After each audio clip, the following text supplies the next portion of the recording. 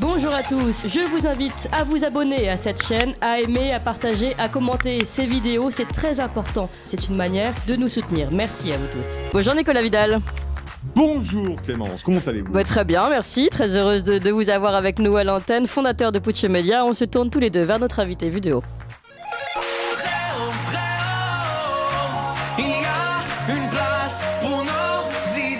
Vue de haut. Et notre invité vidéo est Éric Anso. Bonjour Éric Anso. Bonjour Clémence, bonjour Nicolas. Et merci beaucoup d'être avec nous aujourd'hui. Vous êtes agrégé, docteur en histoire, vous enseignez à l'Université Paris-Sorbonne et à Sciences Po Paris.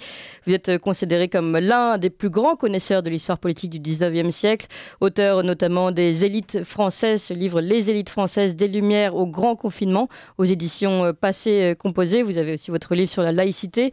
Et puis le livre que nous présentons aujourd'hui, l'histoire mondiale des impôts de l'Antiquité à nos jours, toujours aux éditions Passé Composé. Et en fait, ce que je vais vous proposer, Éric Anso, c'est que nous fassions un lien entre vos deux livres, entre les élites françaises et les impôts, puisqu'évidemment, ces deux histoires sont étroitement mêlées. Et parce que les impôts, et vous allez nous le raconter très bien, les impôts reposent aussi sur une forme de lien de confiance avec le peuple qui doit payer ses impôts et donc consentir à l'impôt.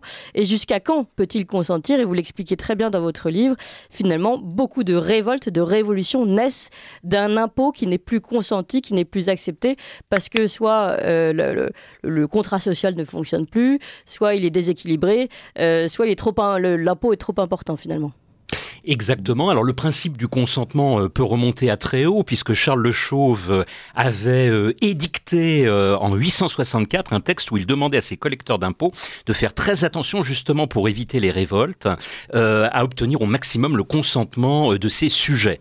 Mais en histoire moderne et contemporaine, vraiment on le fait remonter à l'Angleterre, aux États-Unis d'Amérique et à la France au XVIIIe siècle. Alors dans le cas français, c'est 1789, c'est la Révolution, c'est la Déclaration des droits de l'homme et du citoyen qui évoque justement ce consentement nécessaire des citoyens et plus des sujets à l'impôt.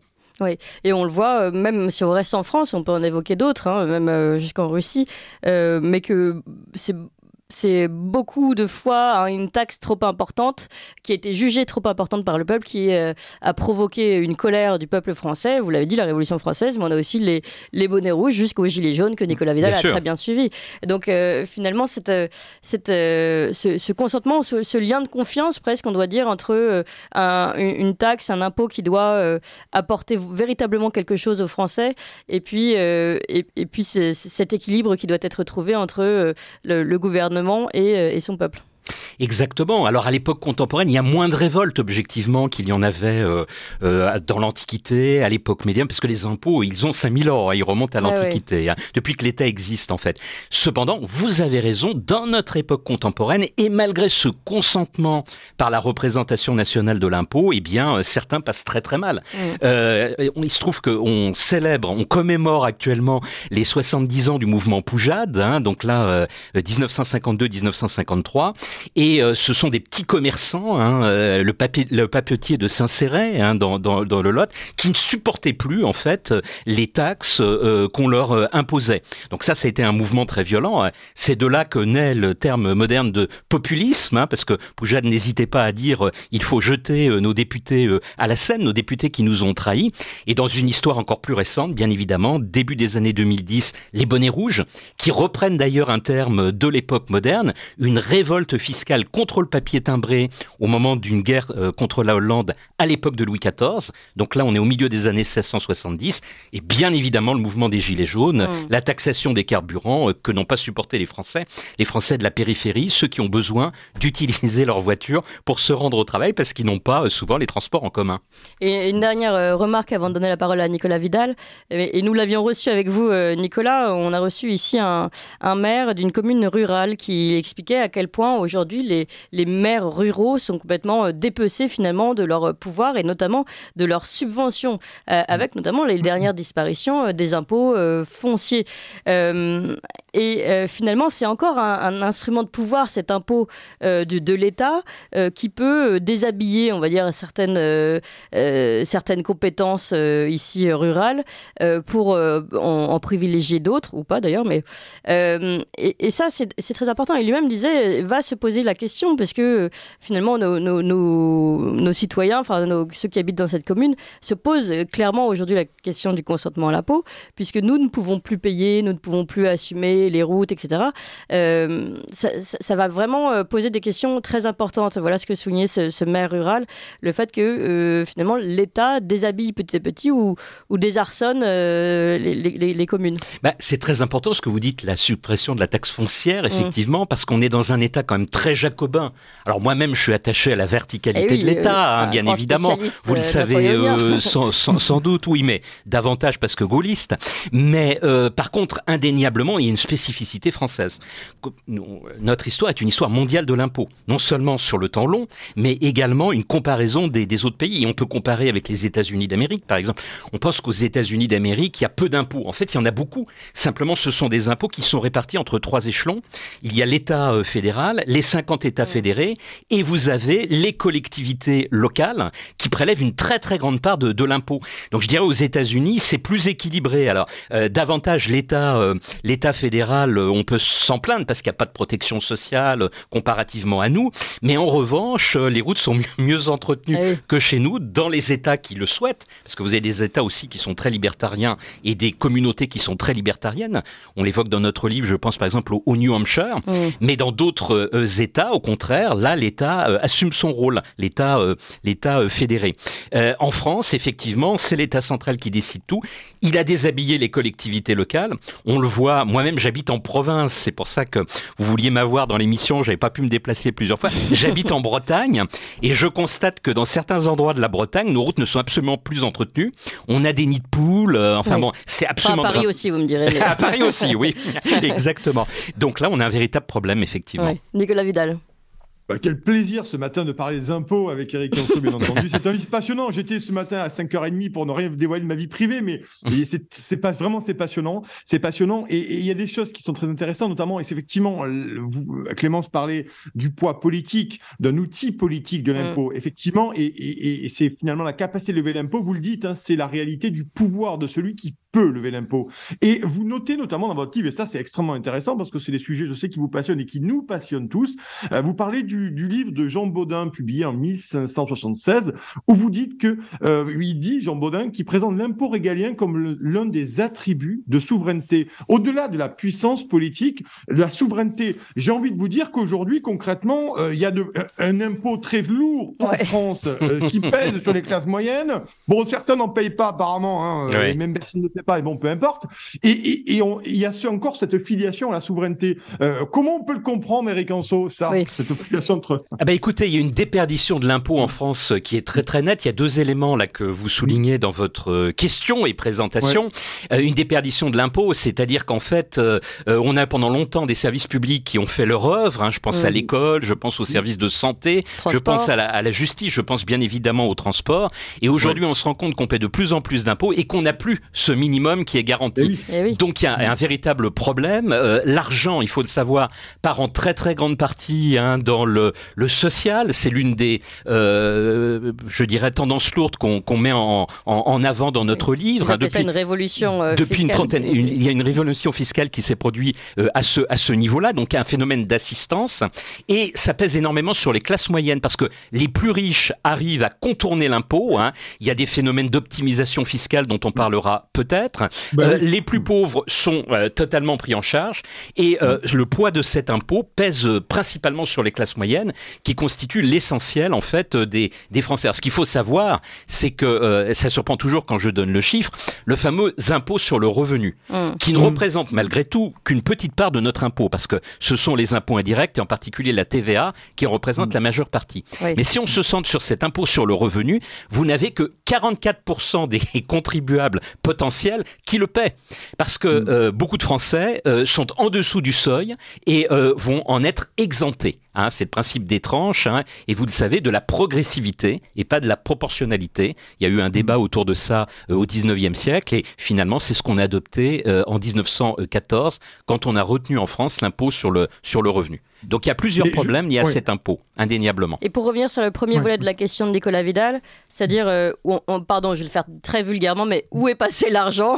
C'est-à-dire qu'on a quand même une manne énorme d'impôts. On fait partie, vous le rappelez dans votre livre, du record de l'OCDE. On est les deuxièmes, c'est ça On est les deuxièmes derrière les Danois. Hein, voilà. C'est en prélèvements fiscaux, c'est pas glorieux. Hein, 45% du PIB, hein, c'est énorme. Alors ça varie selon les années, ça fluctue entre 44 et 46%. C'est tout à fait énorme. Et il n'y a que les Danois qui nous battent, ils sont à 49%. Et encore, oui, là c'est en comptant tout, même les taxes. Hein, ah oui, on inclut tout, bien évidemment. On n'est que deuxième, mais enfin ça reste quand même un score assez important. Oui. Je ne sais pas s'il faut s'en vanter et donc, sur le podium. Où passe tout cet argent quand on voit, et vous le rappeliez tout à l'heure, on s'attendrait à avoir un service public qui fonctionne, en gros, le régalien, notre armée, notre santé, pourquoi pas une agriculture en forme, mais bon ça c'est pas encore la même chose, mais et voilà, des transports, des routes, etc. Et rien de tout ça aujourd'hui ne fonctionne vraiment, on le voit. Puis en plus, c'est beaucoup se privatiser en plus, donc on les paye une deuxième fois.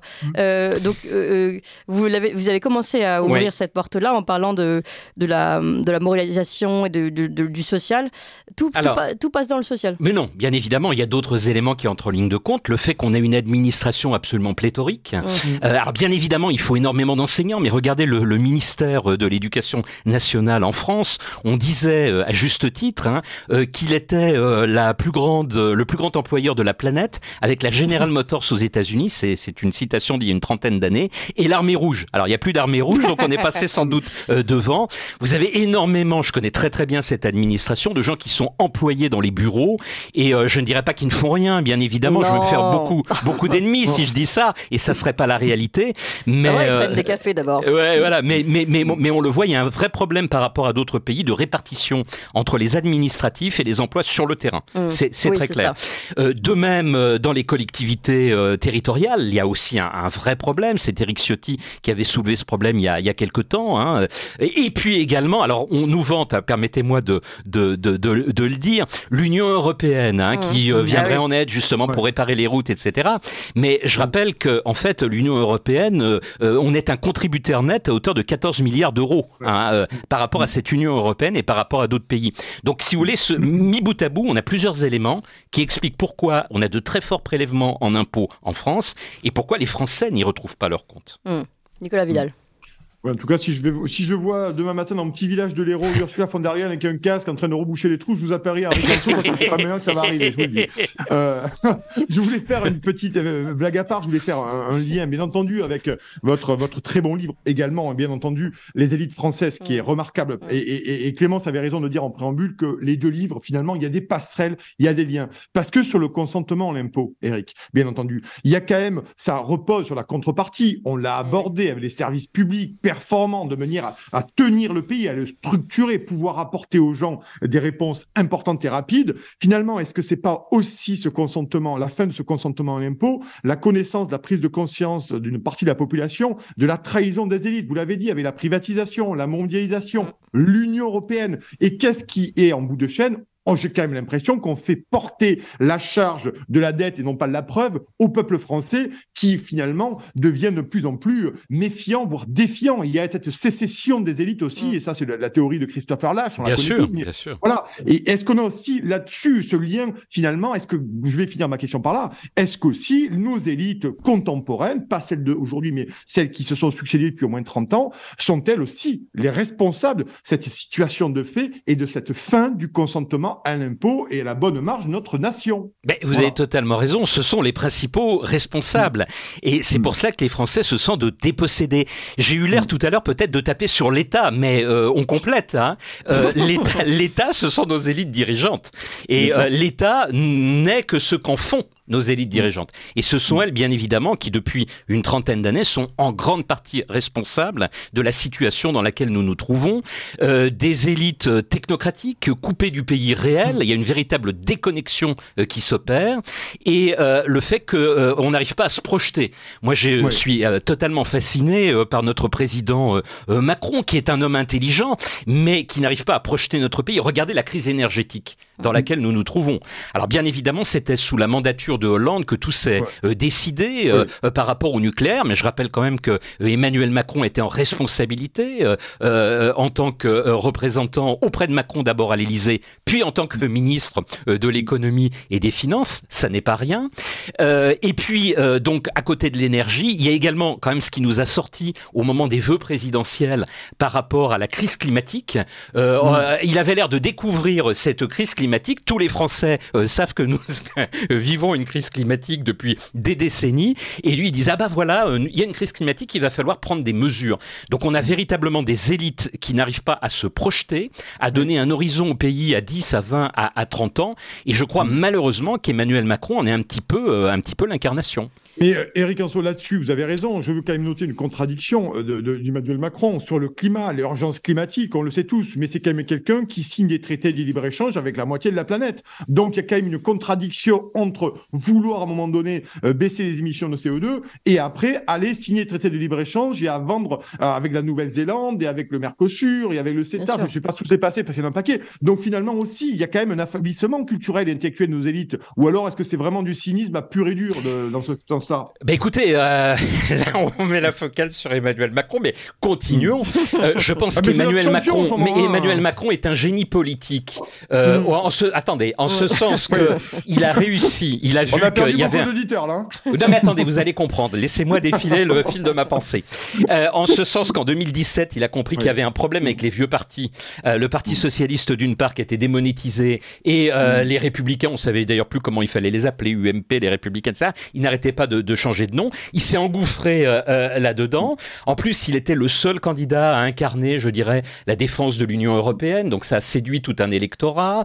Voilà. Mais voilà, il est génie politique en ce sens qu'il a réussi, d'une part, à gagner l'élection de 2017 et à se faire réélire, ce qui n'était pas acquis en 2022. J'ai des amis qui sont des politistes distingués qui me disent regarde Eric, avec le mouvement des Gilets jaunes, il se fera pas réélire. Et moi, je leur disais si, vous allez voir que malheureusement, il va y arriver parce que face à lui, il y a le vide et il est dans une niche. Mais ce Macron, en fait, il n'a aucune colonne vertébrale politique. Le terme qui le caractérise le mieux, c'est le « en même temps ». Vous l'avez très très bien dit, on signe les traités libre-échangistes qui sont littéralement destructeurs de notre planète. Et à côté de ça, on prend ce que j'appellerais des micro-mesures environnementales qui, au passage, cassent notre filière nucléaire. Et voilà, et on rouvre bien nombre de Français. Bien sûr, et on rouvre les usines à gaz, c'est le cas de le dire, les usines à gaz, ce sont des usines à gaz à charbon qui nous polluent. Littéralement, donc il y a un vrai problème. Est-ce que vous qui avez analysé cette élite dans son histoire, vous ne pensez pas qu'aujourd'hui les Français vont finir, et notamment avec les impôts et ces impôts toujours plus lourds et ces taxations qui viennent toucher les plus pauvres et les plus démunis, je parle pas de l'impôt sur le revenu, mais les taxes notamment, comme on a pu le voir pour les Gilets jaunes, est-ce que vous ne pensez pas que là on va arriver à une révolte ou une forme de sécession? Alors écoutez, l'historien, je le dis toujours, quand on me pose des questions de prospective, n'est pas un confident de la Providence. Bon, cela dit, j'analyse à la lumière de ce qui s'est passé dans le passé, récent ou racontez-nous plus... ce qui s'est passé dans le passé, on comprendra ce qui peut nous arriver. En 1789, il y a une révolte populaire, pilotée, je le précise quand même, par l'élite contre élite, c'est-à-dire la bourgeoisie, qui voulait prendre la place en fait du roi, de la noblesse et du clergé, et qui y est parvenue. Et quand la bourgeoisie n'a plus besoin du peuple, on s'en est débarrassé, on l'a désarmé au moment du directoire, et Napoléon a pris la suite. C'est l'avènement de la société des notables, c'est-à-dire des bourgeois, pour faire simple, qui sera celle du 19e siècle et qui se prolonge d'une certaine façon, même si, bien évidemment, il faut nuancer, et il y a eu une forme de démocratisation. Alors, je peux pas vous dire ce qui va... Vous faites pas de projection, mais si on reprend votre schéma et qu'on le colle à ce qui se passe aujourd'hui, je vais le faire moi, comme ça. C'est plus confortable. Donc on voit que finalement on pourrait imaginer une forme d'élite intellectuelle qui qui s'allie avec le peuple mécontent, donc les Gilets jaunes. De toute façon, là, on en a déjà parlé souvent avec la Vidal, même les bourgeois d'aujourd'hui sont touchés par ce qui se passe, avec une partie, la hausse des prix de l'électricité, la fermeture des entreprises, etc. Donc bon, tout ça peut mener une grande alliance, se rebeller et mener une révolte qui pourrait aller jusqu'à un renversement de gouvernement, non ? C'est envisageable, c'est ce qui a manqué aux Gilets jaunes. Les Gilets jaunes, si vous, c'était un mouvement populaire d'immense ampleur, mais qui n'avait pas véritablement de tête politique. Certains des leaders, d'ailleurs, sont cherchés. Ils se sont tournés vers les généraux. On pense au général De Villiers, qui pendant un temps, on s'imaginait qu'il pourrait... un peu. Voilà, il était un peu ambigu, qu'il ferait avec les Gilets jaunes, puis ça ne s'est pas fait. Le mouvement est retombé un petit peu comme un soufflet. Moi, je ne sais pas ce qu'il va advenir. J'ai eu cette discussion avec Michel Onfray. Il se trouve que le dernier numéro de Front Populaire est sorti hier. Et dans ce numéro, je suis questionné justement sur ce qui peut advenir. Et ce que souhaiterait Michel Onfray, en fait, c'est une grande révolte populaire qui chasse les élites. Et moi, je dis dans le numéro qu'effectivement, ça pourrait advenir, mais ça pourrait advenir si il y avait une élite pour piloter cette révolte populaire. Michel Onfray a cette formule, vous savez, du peuple providentiel. Alors moi, j'y crois pas trop. Alors j'y suis allé quand même sur des œufs. Je voulais pas totalement le contredire, mais je pense que un peuple a besoin quand même d'être guidé par des leaders qui lui montrent la voie. Peut-être que ça adviendra dans les années qui viennent ou les décennies qui viennent. Nicolas Vidal.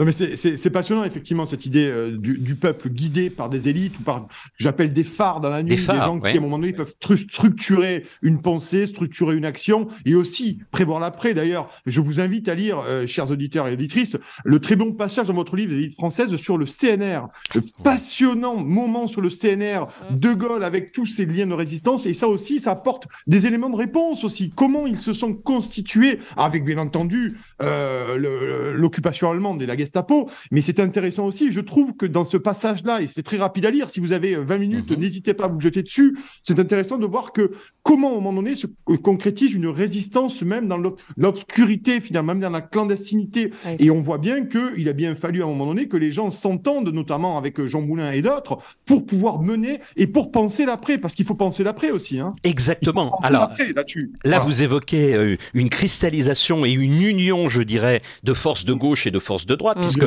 De Gaulle était allié avec le Parti communiste français à la Libération, dans le gouvernement provisoire de la République, et avant dans le CNR, qui transcendait les clivages politiques, en période de grande crise. Alors justement, aujourd'hui, on aurait pu s'imaginer, car nous traversons aussi une très très grande crise sociale, économique, culturelle, identitaire, que cette cristallisation puisse advenir. Ça n'est pas le cas, on le voit, et c'est la chance justement d'Emmanuel Macron. Il est minoritaire dans le pays, et malgré cela, il gouverne. Pourquoi ? Eh bien parce que il n'y a pas de bloc populaire. Il y a un bloc élitaire, mais il n'y a pas de front populaire, pour reprendre effectivement la formule. C'est éclaté entre la NUPES, LFI d'un côté, le Rassemblement National, la constellation en fait des souverainistes, et puis le peuple qui se réfugie dans l'abstention parce qu'il ne trouve pas une offre politique qui le satisfasse et qui ne trouve pas justement peut-être cette union qui aille de la gauche à la droite dans laquelle il puisse se retrouver. Donc là, on a un véritable problème. Alors moi, je suis pas totalement homme providentiel, mais s'il y avait une figure qui tienne ce discours, qui soit un peu charismatique et qui rassemble, eh bien peut-être qu'on arriverait justement à créer ce fameux front. De Gaulle avait incarné cette forme-là. Mais avant de parler d'homme providentiel, ce qui est intéressant dans le CNR, c'est qu'il y avait avant tout une vision, un cap pour la France, pas forcément un plan détaillé comme aujourd'hui on a dans les programmes politiques, mais tout simplement une vision, on va dire aujourd'hui justement souverainiste, une défense de la France et des intérêts français. Et peut-être que c'est ça aussi tout simplement qui manque avant tout, c'est de se mettre d'accord sur la vision première. Bien évidemment, moi je crois qu'on peut s'étriper sur ce que j'appelle des détails, mais il y a une colonne vertébrale, il y a un programme, comme vous le dites, clé de quelques phrases qu'on pourrait mettre en place et sur lequel beaucoup de gens pourraient se retrouver, qu'ils viennent de gauche, voire de l'extrême gauche, de la droite, voire de la droite extrême, bien évidemment. On continue d'en parler, Éric Anso, et vos 2 livres. Nicolas Vidal, vous restez avec nous, mais d'abord les informations avec Emmanuel Noël. Ligne droite. Très haut,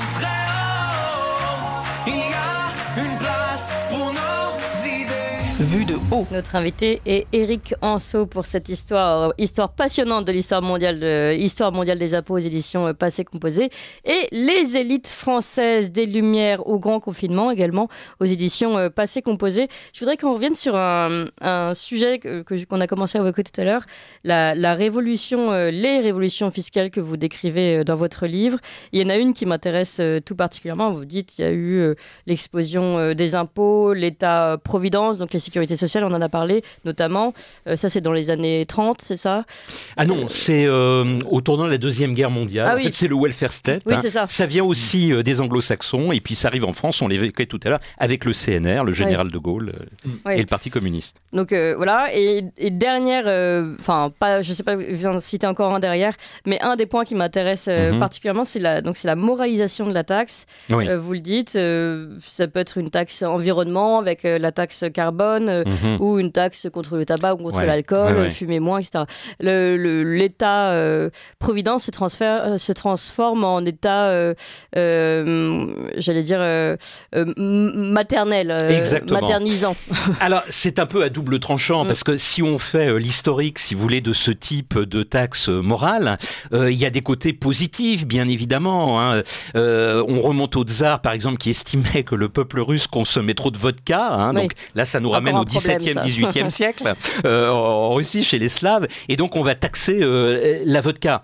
Un Britannique qui s'appelait Albert Pigou, en 1920, a eu l'idée de taxer la pollution. Les industriels pollueurs devaient payer. Alors, pendant longtemps, les Britanniques, qui sont plutôt libéraux, vous le savez, ont hésité à mettre ça en place. Et puis, au lendemain de la Deuxième Guerre mondiale, vous avez un phénomène de smog à Londres absolument terrible. Une nappe, je dirais, de gaz carbonique et de fumée sur la ville de Londres. Plusieurs milliers de victimes. Et Westminster, le Parlement, va légiférer et introduire cette taxe. Et l'OCDE va la mettre en place à partir des années 1970, les pays de l'OCDE, dans un certain nombre de pays. Donc, vous voyez, il y a cet aspect positif, mais tout dépend où on place le curseur. En matière d'impôts, c'est toujours le cas. On se rend compte que parfois, l'État pousse le bouchon un petit peu loin, voilà, et s'immisce dans la vie des gens. S'immisce littéralement dans la vie des gens. Et on peut faire le lien avec votre deuxième livre qu'on cite en ce moment, Les élites françaises des Lumières au grand confinement. Justement, ce grand confinement, on voit là qu'on est dans une surprotection, un nouveau schéma de valeur qui est celui peut-être de certaines élites, mais qui n'est pas forcément celui de l'ensemble du peuple français, et donc qui peut avoir encore une fois une mécompréhension entre ce qui lui est imposé, qu'il ne comprend pas ou qui ne correspond pas à ses valeurs à lui, et puis les valeurs d'une élite qui est déconnectée, comme vous l'avez dit, comme on commence à le comprendre, de plus en plus déconnectée. Si je peux me permettre d'ajouter quelque chose, alors bien évidemment les élites, on est d'accord Nicolas, on est d'accord Clémence, portent la part de responsabilité la plus grande. Mais le peuple français ne peut pas être complètement dédouané, hein, et je le dirais à deux niveaux. Il y a une forme de schizophrénie dans le peuple français qui veut à la fois des élites absolument parfaites, hein, et qui en même temps voudrait que ces élites lui ressemblent. Donc là, ça c'est le premier élément de la schizophrénie. Le deuxième élément, c'est que les Français veulent être extrêmement protégés et en même temps ils veulent payer moins d'impôts. Donc on peut pas avoir le beurre et l'argent du beurre. Et le troisième élément, c'est que je rappelle quand même qu'en France, on a une offre politique dans les élections majeures qui est l'élection présidentielle absolument majeure. Hein. On a entre 9 et 14 candidats sur les 5 dernières élections présidentielles. Oui. Et donc on a Emmanuel Macron qui est président. Donc à un moment donné, voilà, on peut pas se plaindre alors qu'on a une offre politique très variée. D'ailleurs, les pays étrangers sont parfois surpris. 3 candidats trotskistes à l'élection présidentielle. Marine Le Pen à la droite, j'aime pas dire extrême droite, mais à une droite, on va dire extrême, enfin radicale. Et donc, on a quand même une offre politique absolument incroyable. Donc après, voilà. Oui, tout à fait. Il y a un paradoxe dans le peuple aussi. Nicolas Vidal. Oui, c'est intéressant et je partage votre avis, Éric, là-dessus, notamment sur le peuple français avec sa part de responsabilité et une partie du peuple français une nouvelle fois, parce qu'on avait vu qu'avec les Gilets jaunes, il y avait eu quand même une reprise en main, la prise de conscience de la dépossession, et je pense aussi une incarnation d'une nouvelle conscience de classe. C'est mon avis. Mais pour la part qui nous incombe aussi, et qui nous occupe là ce matin, cette partie de la population française qui s'en fout, je vais être trivial, mais c'est vrai, il y a des gens qui s'en foutent littéralement. Mais vraiment, ils s'en foutent, ils s'en contrebalancent de ce qui se passe aujourd'hui parce qu'ils n'ont pas encore la capacité à comprendre que la politique fait irruption dans leur vie tous les jours, peu importe. Mais ça aussi, il y a une double responsabilité des élites dans le sens où, à mon sens, je crois qu'on en avait déjà parlé, il y a aussi une volonté d'avoir abruti les gens pendant 30 ans, avec notamment l'affondrement de l'éducation nationale, avec ce qu'on leur sert à manger à la télévision. Donc, il y a d'une part une responsabilité populaire, mais aussi les élites qui étaient là pour structurer le pays et émanciper les gens, les prendre par la main pour les faire passer de tube digestif, que j'ai une expression que j'aime bien, à citoyens, prise de conscience, votant, citoyen et s'occupant aussi des affaires de la cité, aussi en proximité qu'elle soit. Je crois qu'aussi il y a cette espèce de maelstrom là qui malheureusement, à mon avis, devrait peut-être se retourner contre nos élites. Et finalement, j'ai l'impression qu'il n'y a quand même pas de fonction tribunicienne malgré tous les gens qui se présentent ou tous les candidats qui se présentent à l'élection présidentielle. Il y a aussi cet effondrement quelque part aussi. Hein. Exactement. Alors si on a de très bons tribuns, je trouve que Jean-Luc Mélenchon, alors politiquement, je suis pas du tout d'accord avec lui, mais est un très bon orateur. Mais c'est vrai qu'il y a cet effondrement culturel, alors là pour le coup, et oratoire de nos hommes politiques. Exactement. Vous avez entièrement raison. Hein. Il y a le fond qui manque. Et il y a également la forme qui manque. On peut tenir un discours à la fois très radical, et je pense que les Français ont besoin d'un discours de vérité et un discours très radical, mais un discours qui ne parte pas non plus dans l'imprécation, dans les noms d'oiseaux. On a vu quand même un ministre à l'Assemblée nationale qui a fait deux bras d'honneur et un doigt d'honneur. Je l'ai mis sur les réseaux sociaux. C'est quand même une première. C'était arrivé de la part de députés, mais pas encore de ministres. Il y a quand même un effondrement complet là aussi de l'élite en la matière, alors, c'est clair. Je vais compléter ce que vous dites, Nicolas Vidal, parce que vous parlez de tube digestif, donc ce peuple tube digestif qui aurait besoin d'être éclairé par l'élite. J'aime pas trop cette image, et en plus je pense qu'elle est pas tout à fait complète ou exacte. C'est-à-dire que quand on reprend le Moyen-Âge, on va revenir sur notre fil. Hein. On avait ces gens-là n'étaient pas des tubes digestifs, ils travaillaient, et ils avaient des corps de métier. Ces corps de métier étaient très actifs au sein de ces cellules locales, justement. Et ce sont ces cellules locales qui, petit à petit, ces cellules familiales, cellules locales, corps de métier, etc., qui ont petit à petit été détruites, déstructurées, pour qu'on arrive aujourd'hui à un super État qui s'appelle l'Europe, avec les régions européennes dont vous parliez encore la dernière fois, Nicolas Vidal, et puis même au-dessus, l'OMS ou autres, qui décident de beaucoup de choses pour nous. Donc on a perdu cet échelon, et on revient là, on retisse le lien avec l'histoire des impôts et tout ça, et dont on parlait avec notre maire rurale qui nous disait, nous, on perd toutes nos compétences, on ne peut plus rien faire, parce que d'abord, on le sait, on crée des régions, des communautés de communes, des super régions qui englobent plusieurs régions, des communautés de communes, et donc la commune simple, déjà elle-même, qui était notre plus petit échelon, mais aussi celui pour lequel les Français avaient le plus de confiance. Aujourd'hui, ils l'ont toujours quand même. Hein. Les maires sont parmi les élus, les rares à rester populaires. Mais tout à fait, ils sont populaires et les gens ont confiance en eux, ils ont bien raison. Sauf que cet échelon-là perd son pouvoir parce qu'on lui enlève ses moyens d'action. Donc finalement, il y a ça aussi, c'est qu'il y a une déstructuration du local qui fait qu'il peut pas aussi, on peut pas accuser le peuple entre guillemets d'être tube digestif. On lui a juste déstructuré tous ses leviers d'action au niveau local. Et exactement, hein, la commune en particulier, effectivement, c'est un héritage de la Révolution en fait. Hein, et, alors un héritage paradoxal parce que cette révolution, c'est ce que je vais montrer dans mon prochain livre, qui est une construction, en fait, une histoire de la construction de la nation France, en fait. C'est un livre à paraître en 2024. Et je montre justement que la Révolution, elle a à la fois structuré les choses, mais en même temps, elle a cassé les communautés que vous évoquiez de l'Ancien Régime, et elle a mis l'individu seul face à l'État. Donc, on en paie aujourd'hui les pots cassés, parce que les choses se sont, je dirais, accentuées au fil du temps. Et là, on arrive peut-être au bout du bout. Oui, c'est ça. Hein, à la fin d'un système. À la fin d'un système, hein, c'est très clair. Ouais. Et comment on fait pour le renverser, ce système, alors ? Eh bien, moi, au local. Je crois qu'il faut repartir du local. Alors, je ne donnerai pas de nom ici parce que je ne veux pas faire de politique, mais il y a quand même quelques élus, ils sont rares. Hein, et d'ailleurs, ça transcende les partis politiques. Hein, on en trouve chez LR, on en trouve à l'EFI, etc., qui veulent, on en trouve au Parti Socialiste, qui veulent retisser un petit peu de ce lien social, reconstruire la France, en fait, comme la Révolution de l'Ouest, c'est la fête de la Fédération de 1790, hein, par la base. Et ça me semble très sain, justement. Ça permettra de consulter également les citoyens. Le mouvement des Gilets jaunes, c'est ça. C'est un déficit de consultation populaire. Et là, Macron a été très fin parce qu'il a noyé le poisson avec sa grande consultation. Moi, quand il l'a lancé, je me suis dit, ça y est, tout est fini. Les cahiers de doléances. Tout est fini.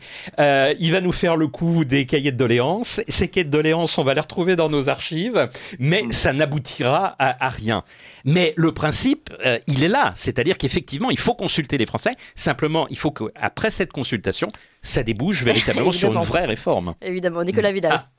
Oui, c'est intéressant, effectivement, cette idée. Et c'est vrai que, quand je parle de tube digestif, je parle vraiment d'une proportion de la population française, parce qu'on a bien vu qu'il y avait les Gilets jaunes. On l'a aussi vu avec la crise. Moi, je suis très frappé, suite à la crise sanitaire, du nombre de gens qui viennent me voir en manif, qui m'envoient des messages pour me dire « J'ai compris, j'ai ouvert les yeux depuis la crise sanitaire ». C'est là que j'ai compris, finalement, que le postulat de départ que je faisais en disant « L'État est bon, l'État est pour me protéger », finalement, l'État est impartial, cette idée est tombée. Et je trouve qu'effectivement, successivement, au fil des crises, et vous allez nous dire ce que vous en pensez, j'ai quand même l'impression, Eric Anso, qu'il y a quand même des gens qui se politisent. Une nouvelle fois, il n'est pas question de s'encarter dans un parti, mais de reprendre contact avec la ville, la cité, et leur avenir, le destin commun, et de faire nation. C'est dans ce sens que je trouve qu'il y a quand même de plus en plus de gens qui aujourd'hui se repolitisent. Voilà. Mais vous avez entièrement raison. Je discute beaucoup, moi, avec les Français. Alors, je suis universitaire, mais bon, il se trouve que j'aime bien discuter avec les artisans, les commerçants. J'habite en Bretagne, donc je discute aussi avec les agriculteurs énormément. Mais j'habite, alors je vais pas dire où exactement, sur le littoral. Et en Bretagne, c'est très caractéristique. On a eu un vote du littoral aux dernières élections qui était un vote Macron à fond. Pourquoi ? Parce que dans les communes du littoral, qui sont des communes extrêmement riches, eh bien, vous avez des retraités, vous avez des rentiers qui on l'a vu aux élections, ça a été montré par les instituts de sondage, les statisticiens, les politistes, qui ont voté massivement Emmanuel Macron. Et à l'intérieur de la Bretagne profonde, on a voté quoi ? Eh bien, on a voté LFI ou on a voté Rassemblement National. Et ce sont des gens que je trouve repolitisés, comme vous l'indiquiez, Nicolas, qui cherchent une offre. Ils sont prêts à donner leur voix, mais ils la trouvent pas forcément, parce que même dans les grandes figures qu'on évoquait tout à l'heure, LFI ou bien le Rassemblement National, on se rend compte que voilà, c'est pas parfaitement ce qu'on attend, et on voit surtout que l'alliance ne se fait pas. LFI et le Rassemblement National pouvaient s'allier sur certaines projets de loi, ou bien propositions de loi plus exactement, ou bien pour contrer Emmanuel Macron sur la réforme des retraites à l'Assemblée, et ça n'a pas été le cas. Principalement par la faute de LFI, il faut le dire, quand on analyse les choses strictement, froidement. Voilà, donc il y a un potentiel dans le pays, et peut-être que il n'attend que les choses adviennent, qu'une figure émerge. Vous abordez un point très important. Finalement, si on part du postulat, et je partage cet avis avec vous, qu'il n'y a plus de fonction tribunicienne de quelqu'un qui rassemble largement, ça veut dire que les émotions populaires seront là, et ça veut dire que le risque de renversement est beaucoup plus grand, bien plus grand qu'il ne peut l'être s'il y a qu'à un moment donné ce que j'appelle une soupape de sécurité politique pour prendre des gens comme ça, finalement. Alors oui et non, c'est-à-dire que l'idée de renversement, elle est là parce que les Gilets jaunes, qui est quand même le mouvement, alors là, le plus important que nous ayons connu, mais on va remonter très loin. Moi, j'estime le mouvement le plus important que nous ayons connu depuis la Révolution française. Il y a eu la révolte du Midi, la révolte des viticulteurs du Midi au milieu des années 1900, mais il était très localisé géographiquement. Là, ça rejaillit sur toute la France. À Paris en particulier, un ministère quand même a vu sa porte cochère défoncée à la voiture bélier. Et je ne sais pas si vos auditeurs le savent, mais il y a eu à un moment donné un hélicoptère qui attendait Emmanuel Macron dans le jardin de l'Élysée pour qu'il parte, un peu comme le général de Gaulle l'avait fait en mai 68. Donc on a frôlé véritablement une forme de renversement. Mais d'un autre côté, il y a l'État de la Ve République, la structure, les cadres, la police, l'armée, etc., qui fait que, si vous voulez, malgré tout, à mon avis, même si il y avait eu une remise en cause d'Emmanuel Macron, les choses seraient restées en place. Donc, non, moi je crois qu'il faut cette alliance, on y revient, d'un mouvement populaire, et il y aura de nouveaux mouvements populaires, parce que la crise n'est pas retombée avec l'inflation. Bien évidemment qu'on connaît aujourd'hui, on est probablement au devant de nouveaux mouvements sociaux très très importants. Et puis vous l'avez dit, vous le dites dans votre livre, les taxes ne sont pas finies, elles vont continuer d'augmenter ou d'en selon toute avoir de nouvelles. Selon toute vraisemblance. À moins qu'on ait en 2027, je ne sais pas, un président qui justement veuille les abaisser, mais c'est pas forcément la pente vers laquelle on va. Et cette alliance du peuple avec quelques figures politiques qui permettraient justement de sortir de cette impasse, de cette ornière. Bah écoutez, à suivre en tout cas. Merci beaucoup Éric Anseau. Je rappelle les 2 références, l'Histoire mondiale des impôts aux éditions Passé Composé, coécrit avec Jean-Luc Bordron, et puis Les élites françaises des Lumières au grand confinement, toujours aux éditions Passé Composé. Merci beaucoup à vous également Nicolas Vidal. Merci. Vous appréciez cette émission? Alors aidez Radio Courtoisie à en produire d'autres en indépendance totale.